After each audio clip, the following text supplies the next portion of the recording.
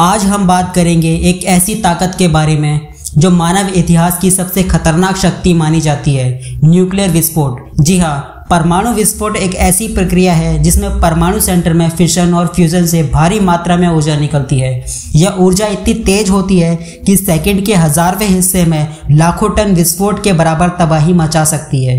Hiroshima और Nagasaki के बम इसका उदाहरण है।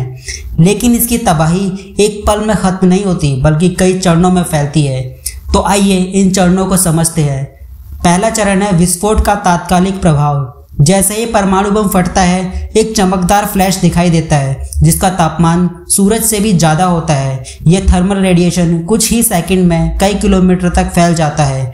विस्फोट के केंद्र में तापमान लाखों डिग्री सेल्सियस तक पहुंच जाता है, जिससे इंसान, इमारतें, पेड़ पौधे और जानवर तुरंत जलकर राख हो जाते हैं। उदाहरण के लिए हिरोशिमा में 1945 के विस्फोट में 1 किलोमीटर के दायरे के अंदर सब कुछ जलकर राख हो गया था। ये सब इतनी तेजी से होता है कि लोगों को सोचने समझने का मौका तक नहीं मिलता।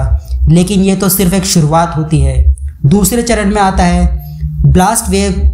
ये वेव साउंड की स्पीड से भी तेजी से फैलती है और इतना प्रेशर पैदा करती है कि इमारतें, पुल, गाड़ियां सब चकनाचूर हो जाता है। ये वेव कई किलोमीटर तक तबाही मचाती है।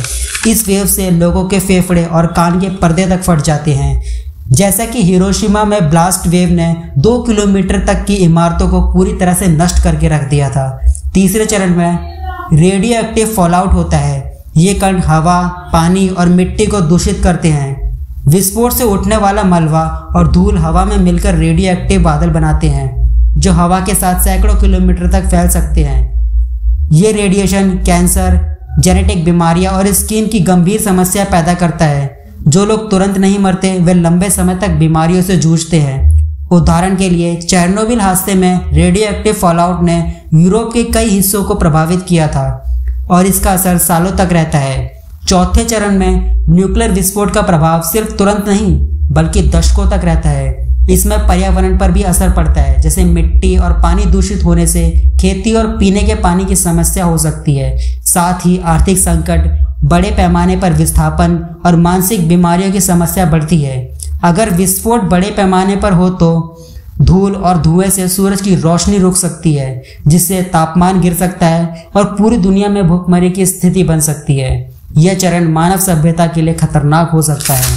तो हमने जाना कि न्यूक्लियर विस्फोट कितनी तबाही मचा सकता है। यह हथियार पूरी सभ्यता को खत्म करने की ताकत रखता है। तो इससे बचने के लिए शांति और परमाणु निरस्त्रीकरण के लिए जागरूकता फैलानी होगी।